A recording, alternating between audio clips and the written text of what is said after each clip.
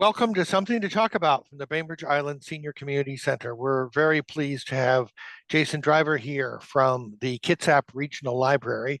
The library has a levy that is before voters, and actually the deadline is Tuesday. So it's timely for you to watch or listen to this. And if you have not already voted, I encourage you to vote before time runs out.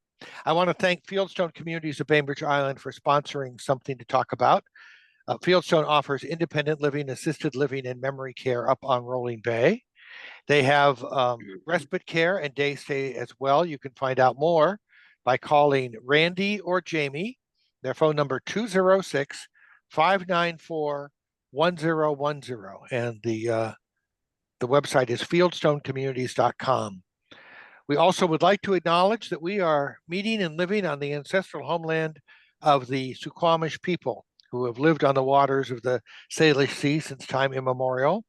We honor the people of the clear salt water and are learning to be better stewards, I hope, of the land and waters because of their example, paying attention to their wisdom. Jason, thank you very much for joining us today. I really appreciate it. And I know that this is an important funding point in the operations of the regional library. Can you tell us a little bit about what is at stake in terms of the levy funding that's before voters right now? Yes, Reed, and thank you for having me. It's good to see you. It's good to be on again. And so, yes, as you've explained to your viewers, the library ballot is out and due tomorrow. And why the library is asking for support, primarily because, as you might know, and if you don't, this is a point of information for your viewership.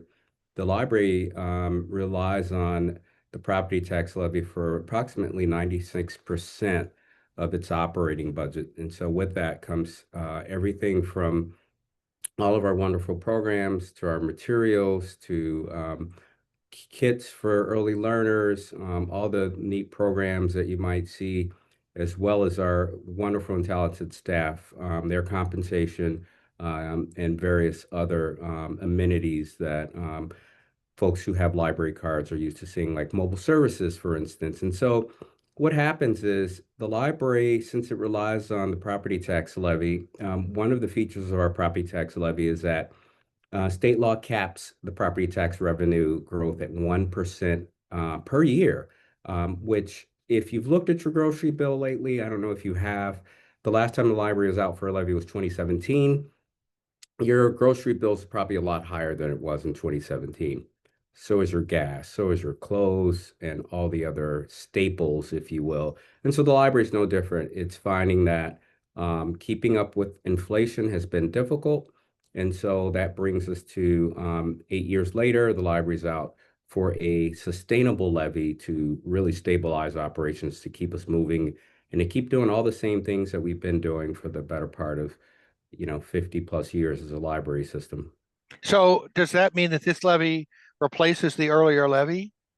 Yeah, what this levy does will essentially bring us back up to a level where we can sustain the same level of operations. And so to illustrate it in numbers, at 2017, we asked for a bump to go to 43 cents per $1,000 of assessed value.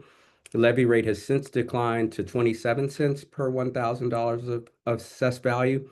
And now we're asking for a modest 12 cents increase to move to 39 cents per $1,000 of assessed value. And that will allow the library again to continue to bring forth the same level of service that it always has. My understanding is that this is a big community. I mean, libraries are big in this community. That we have a lot of the population takes advantage of the services. Is that right? That's true. We have, at last count, about 107,000 households. That's a lot of households, a lot of users. And lots of folks rely on the library, from everything from their materials, digital, physical materials, to, again, early learning for youth, workforce development for teens, adults, services for seniors, whether it's, um, tax aid and assistance, which is really big in a lot of our branches during tax assistance time. That window of opportunity where folks are rushing to get their taxes met, and all sorts of other really curated services based on the community. We really want to be relied on to continue to provide those services for all age groups. What are the most common questions you get about this levy request? Um, One of them is the one you just mentioned. It's really like an understanding of how the library is funded. There seems to be a lot of confusion about where our funding comes from. I think most folks, if left to guess, would probably say it comes from the cities that the libraries are located in, or there are federal dollars attached. But with us, we are a junior library taxing district that is relied on by the property tax levy to support us. And so some of the biggest questions we have is that, wasn't there a levy already? Well, yes, there was. And hence the explanation that since 2017, our levy rate has fallen off. One of the other questions I think I get is, why is the library levying when my property taxes have gone up? And that's a really good question. I think that's, again, one of the most difficult things to do has been to explain taxing structure, to explain taxes in general, and the fact that when your property taxes go up, it doesn't mean the library collects any more money. Because again, the library's levy rate is calculated to be at the rate it is been computed at to get basically give us the same level of return. And so we don't realize any real growth if your property taxes are going up, and it's going up for a lot of different reasons. You might have a larger assessed value. Your property taxes might go because another taxing municipality has gone for a levy hike, and that portion of your tax bill has been increased based on that particular taxing district getting an increase. But it is not that the library accrues any more dollars because your property taxes go up.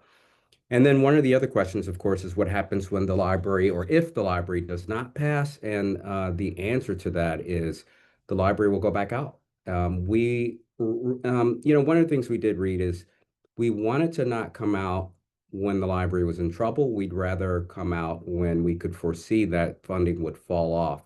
And we're looking at within the next 1 to 2 years, funding will fall off to the degree that it will be tough for us to be able to meet our obligations, to be able to, again, deliver the same standard of services. And so we suspect that within 1 to 2 years, one of the things that will happen is we won't be able to keep up with deferred maintenance projects. The library only owns 2 of 9 facilities, but if we owned more, look, we'd be asking for more money for a levy. So we're not necessarily in a facilities business. While we do own 2 of them, be able to provide the maintenance for those 2 is a significant cost, and they're both aging buildings. And so hence the need to upkeep, the need to continue to consistently pay our staff competitive wages so that they can do the jobs that they are used to doing, which is to bring all the library love to the community.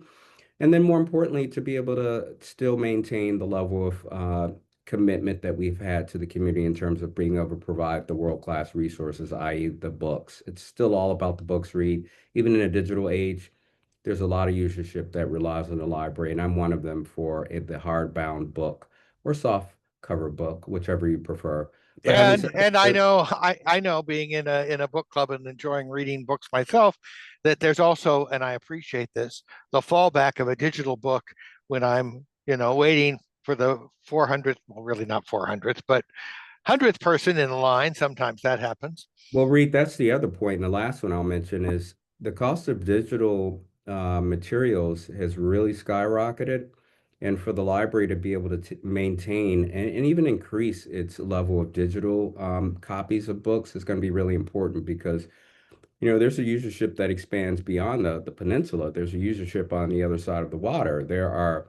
Because of reciprocal borrowing agreements, we have a usership that sits beyond Kitsap. And so we're popular in terms of being able to be one of the world-class libraries in this region, along with, King County Library, Seattle Public Library, Tacoma, Pierce, Snow Isle. We're definitely competing. More, I wouldn't say competing. I would say that users have adeptly figured out that they can get library cards at different locations and not have to wait as long. But that's one of the things we'd like to do is increase our digital usership as well. Yeah, it seems to me like that is reciprocity. So although you may be lending digital books out to folks in Pierce County, that also means that Kitsap residents are able to lend from Pierce County libraries. Yeah, depending on the reciprocal agreement, that's correct, and hence more competition for materials like a bestseller that you might be, as we illustrated with hyperbole, 400 in line, and that may not be hyperbolic. There, you might, depending on the book, have a wait list as long as that. Wow. Even for me, I might not be on a waiting list for a book, but I can't find the book in the library. So you have the interlibrary loan, and Right. I've used that a lot, and I really appreciate that. Thank you, Sheila Kerwin. Let's see. I'm wondering. It sounds like one of the things that you just mentioned, which I might put a little underline on, is that idea of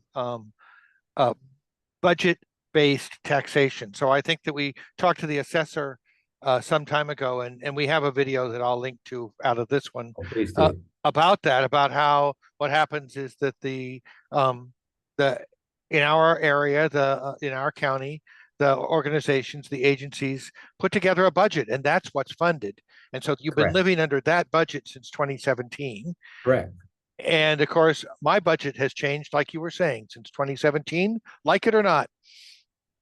Like it or not. And we still have to cover 9 locations and 200 staff and a number of mobile service vehicles and the requisite maintenance on those things and HVAC repairs, you name it, furniture replacement. There are lots of things that go along with managing a library besides, the resources that are contained therein. And so having said that, I think we've been responsible with our stewardship of the taxpayer dollars, and hence why we're coming out before we're actually in deep trouble. And I guess one of the other questions one might ask is, well, why not wait? Because waiting might get us in more trouble. We've reasonably figured out that this cycle, until the funding structures change, takes us to about 7 to 10 years of coming back out to the county to again get another bump based on where we should be with our budget. And so until that's changed, we suspect that we won't be out for another 7 to 10 years. And we also figured out that we didn't need to go to the max because we didn't need all of that money to be able to manage all of our libraries and be able to manage all of the services that we want to bring out to patrons. And that might even mean some of the services we can even enhance with the realization of a past property tax levy lit live tomorrow, which is voting day. Yes. Okay. Yeah. And so it sounds to me like you're trying to be good stewards of our taxpayer dollars. We are. And I also recognize that, it's been several years, not quite a decade, but you're in a position where you're trying to anticipate needs that we don't see yet, the way that the world is going to be. So I want to thank you for taking the time to tell us. I want to get this message out so folks know to vote today.